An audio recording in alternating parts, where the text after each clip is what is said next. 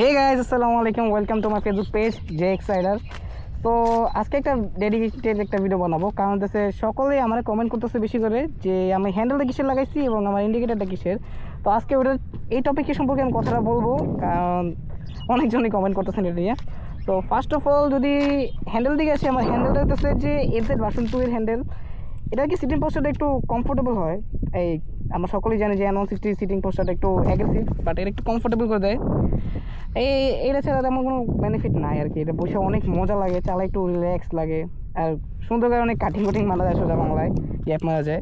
But ওইগুলো topic না, but আমরা মূলত লাগাইছি এটা যে রিল্যাক্সে বাইকটা চালাবো, একদম কমফোর্টেবলি এটা দেওয়া চালানো যায় বাইকটা।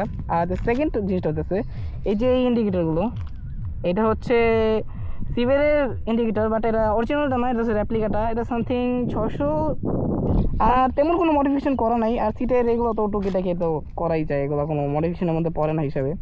তো এই হিসাবে আমার হ্যান্ডেলের প্রাইসটা নিয়েছিল হচ্ছে তো কত জানি 1200 টাকা। হ্যাঁ, হ্যান্ডেলের প্রাইসটা ছিল 1200 টাকা। আর হ্যাঁ, একটা কাহিনী হতেছে, আপনারা যদি হ্যান্ডেল লাগাতে চান, ভালো হ্যান্ডেল, অনেক কোনো ট্যাক্সলেট দেয় না আনটিল আপনি 130+ যেতেছেন। আর এই বাইকে সকলেই জানে এটা 130 লক, এর থেকে বেশি আর উঠে না। আর তেমন ওভার স্পিডে করলেও তেমন ট্যাক্সলেট দেয় না, দেখলাম না আজ পর্যন্ত ট্যাক্সলেট খাইয়ে নেই আমি। তো এই কারণে আমার পার্সোনাল কোনো এক্সপিরিয়েন্স নেই ট্যাক্সলেটের, ঠিক আছে। আর হচ্ছে এটা না একটু কাজ আছে, এই হ্যান্ডেল তো আপনি প্লাগ অ্যান্ড প্লে করতে পারবেন না, যেহেতু এটা অন্য বাইকের হ্যান্ডেল, এফজেড ভার্সন 2 এর হ্যান্ডেল।